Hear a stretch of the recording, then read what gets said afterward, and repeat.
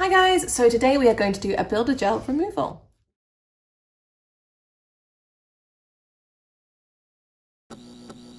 So Stacey it's been about, we think 3 weeks since she's had her nails done, and honestly these are perfect for an infill, but Stacey is going to be sampling some new products for me, which is what we do here at Nail Order. So unfortunately we are going to have to fully remove them because it's not a builder product that is going back on, it's something completely different. But as you can see, absolutely perfect, no signs of lifting whatsoever.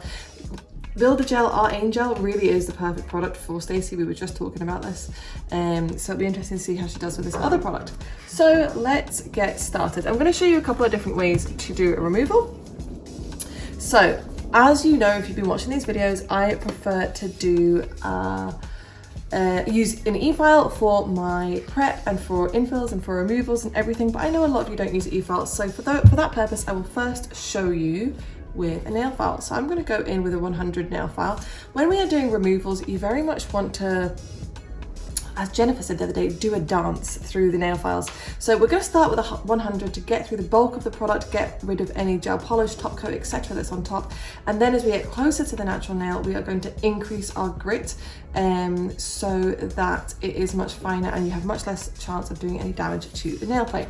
So first thing we are going to do is, as I said, we are literally just going to remove as much product as possible. So Stacey has got chrome on here, so we'll have a couple of layers of top coat and base coat to get through. That's why we want to use a 100 grit file so that it'll get through nice and easy, cuts through the product. So there I was just going one way and now I'm just going back the other way. And again down the other side. Now, when we are using a really sharp nail file such as a 100, it's a really good idea with any new nail file to season it. So what I mean by seasoning a nail file, I'm just going to show you guys here. These ones have already been used to Stacey anyway, so it's no problem. Is take another nail file. Oh, God. Sorry. And you're going to rub the edges off. You're going to do that on all of the sides, and that is going to reduce the chance of you cutting at your client. That really should have been all along. That's a horrific sound. What do you think, Lucy? Is that skin crawling? Yeah. Do you think? Sometimes it'll catch me, see when you're doing my middle finger on this hand. You don't like get it? shivers. Oh, that's horrific. So I am really filing through the majority of the product until I can start seeing shadow of the natural nail coming through. Of course, with a 100 grit, we do not want to be filing the natural nail with that. And I would really recommend removing as much of the product at this point as you can. It's just going to make it so much easier going forward. Angel is actually a really nice product to remove. I think it files really nicely. It's quite soft to file off, which makes removals a lot easier, as well as infills. Okay, so that is where I am at. I'm not sure if you guys can see with the exposure. In fact, let me see if I can bring my exposure up. This is when she stops recording. No, I can't, it's fine. So I'm going to move on to the rest of them with an eFile, and you're going to see how much faster that is. So I am using a barrel, and it's a coarse barrel that's got a C on the end. I'm just enjoying this one right now, to be honest. With a removal, you can use one of the really gritty ones, something such as this. I think this is called a Halo from LP. You can see how gritty those teeth are. Whereas barrels, I do usually use them for infills and stuff like that, just because they're slightly smoother. However, I am enjoying this one for the removal right now anyway, so because I've already done her other hand. So I am going to use that at a speed of 20, or depending on your machine, your eFile, that will show differently. That's 20,000 RPM. Now, as we talked about before, if you are having to use more than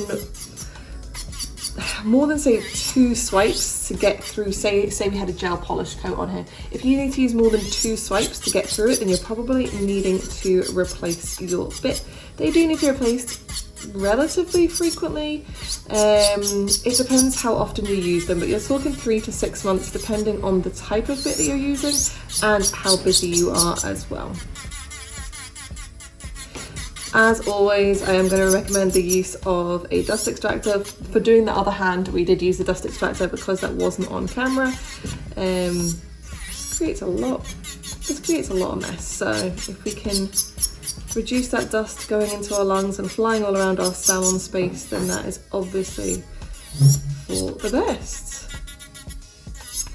So again, just moving as much product as I can without going through to the natural nail.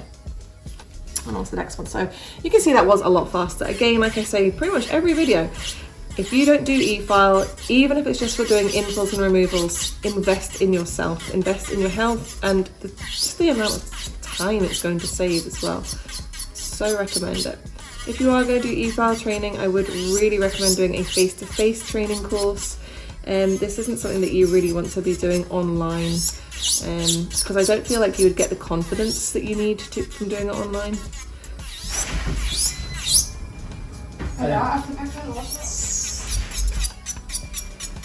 We definitely need to film more often, because every single time we film, customers are coming in. Every single time. But the shop is busy just now. This is why currently, or maybe in a couple of YouTube videos time, you will see the new studio being constructed in a different location. Yes. So that we start getting into it. Hopefully. Okay, so onto the little finger here.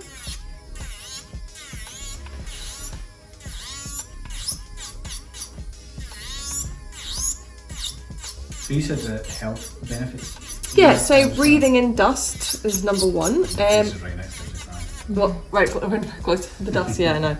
But also your wrists and things like that. You know, nail techs are prone to things such as carpal tunnel. You get a repetitive strain injury and things like that. And obviously you need your hands to work. So you want to try and protect your tools, and your hands are your tools. Protect them as much as you can.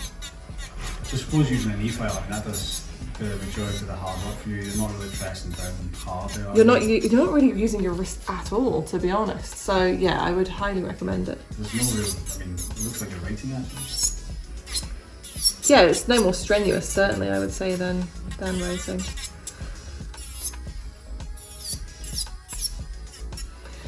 And then on to the thumb. So there are several different ways that you can do removal after this part. So you can soak them in bowls of acetone, or you can use foil wraps. Today we are going to use foil wraps. I would say there's pros and cons to using both, to be honest with you. I find that typically the product does soak faster in the bowls, but sometimes what you can find is if you're using the bowls, because you're removing the client's hand from the acetone, it's almost as if the product dries up again when you take their full hand out, if that makes sense. Whereas with the wraps, because you're working one finger at a time and removing the wraps one at a time, the product is still staying nice and wet. So yeah, pros and cons to both, I would say. I think as long as you're debulking, removing as much of the product as you can at this stage, number one, it's going to speed the whole thing up, and two, I think foils is absolutely fine. So because I am using a carbide bit at this point, and it is coarse, I am being very cautious that we're not going through to the natural nail, and there is always a layer of product between my eFile and the natural nail. Okie dokie. So what I'm going to do now, look at all this dust, look at all that. So that is why I want to use an extractor fan, guys. Where did I put my dusting brush? Anybody? This room's here. Just look for the big pink thing. Oh my goodness. Okay, so I'm just going to give them a little dust, and then we are going to get wrapping. So we use of course our nail order wraps, and they look like this. So they have the little pad stuck inside, and then we are just going to, has Laura taken the acetone? Yep. We are just going to pump some acetone onto them and then wrap them up.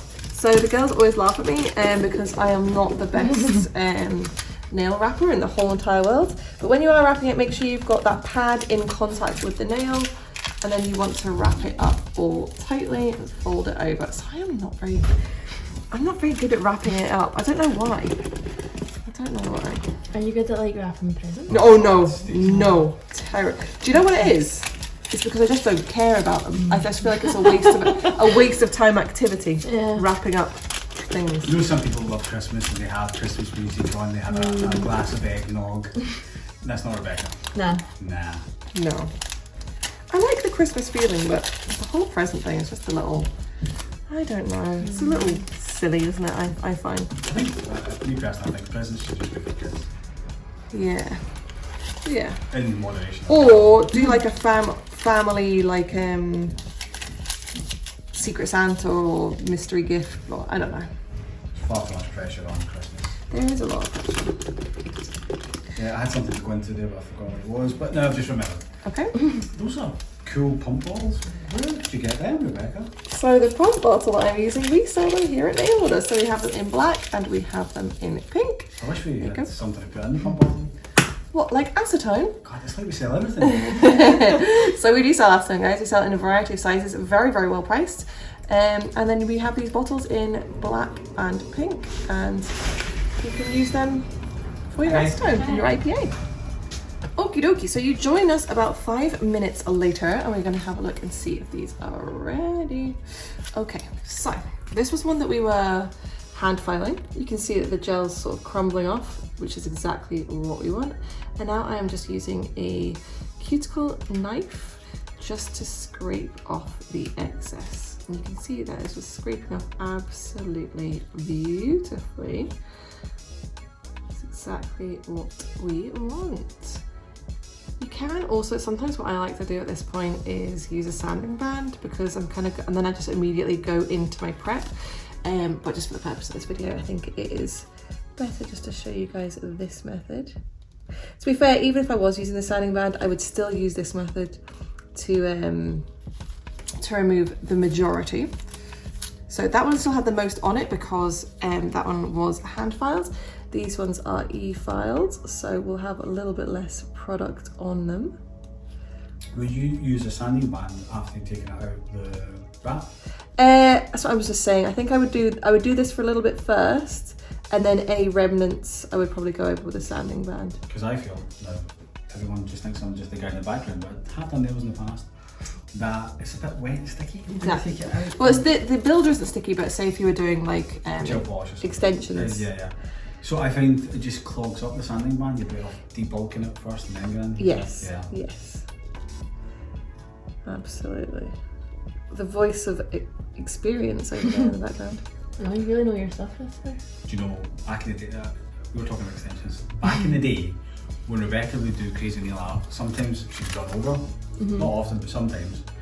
And her next client would be waiting, so she'd shout me from the back of the salon or something, or checking a customer out. She'd be like, "Could you please remove this customer's acrylics?" So he would sit, and he's the most gentle remover.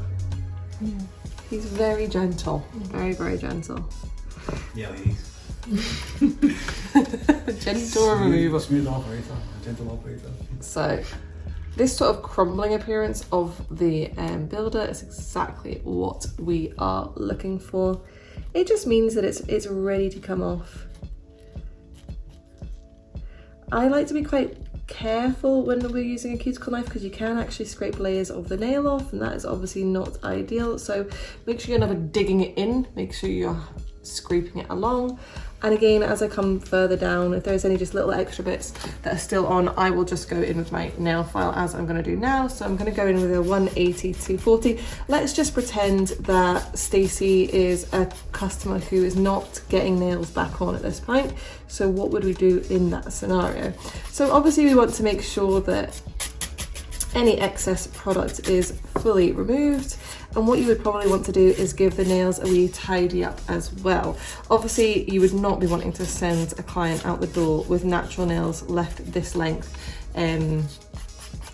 after just having had builder on, because they're just going to snap. So that is really no use at all. But so you want to be cutting them down and just giving them a wee tidy up. So Stacey, we know you've been on a builder journey essentially. You did 7 weeks with builder, another 7 weeks with builder, and then there's been a couple of quick succession builders. Well, this one's been, we think, about 3 weeks. So am I right in saying that these are your natural nails and they've been growing since the start of the year? Yes, and we've filed them down a good few times, haven't we? Yeah. Well, we cut them quite short after. I think after the 2 stints of the 7 weeks, did we not cut them down? I think we probably did.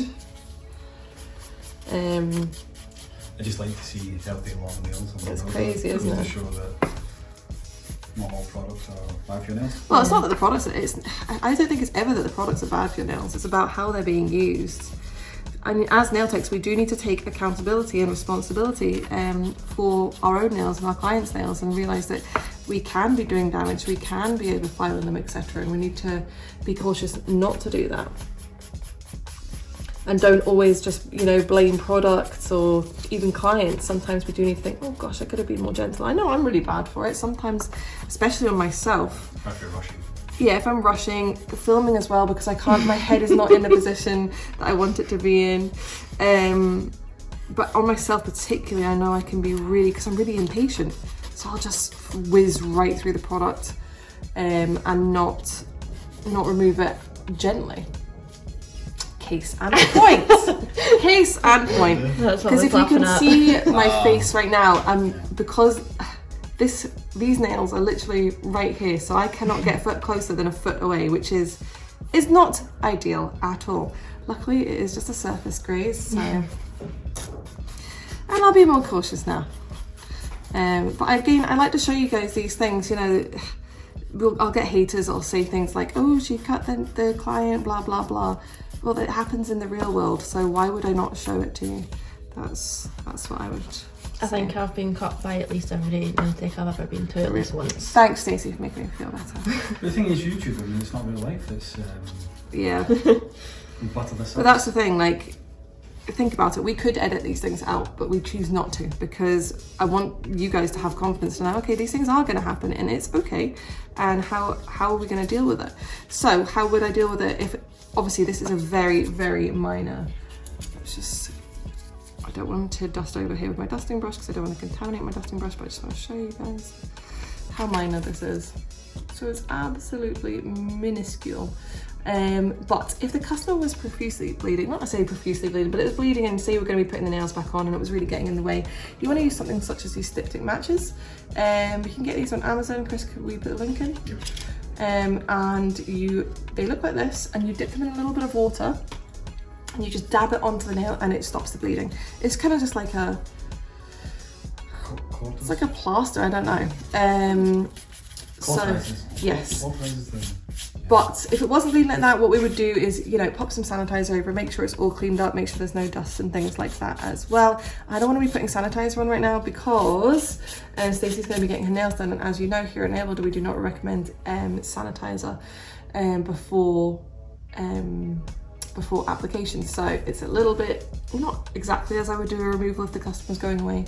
So what would I do now? As I said, cut down, tidy up the client's natural nails.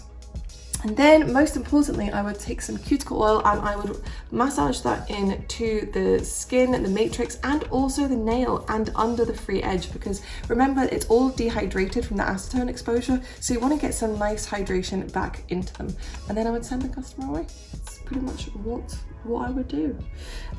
So as you can see, builder removal really doesn't need to be hard. It can be nice and simple. My top tips would definitely be remove and debulk as much of the product as you can before you wrap them, and let them soak for a good 5, even 7 minutes before you go in to scrape the product off, and it really shouldn't take you too long at all. I hope you enjoyed that, guys. If you did, be sure to give us a thumbs up and be sure to subscribe to be notified when we release our next video. Bye, guys.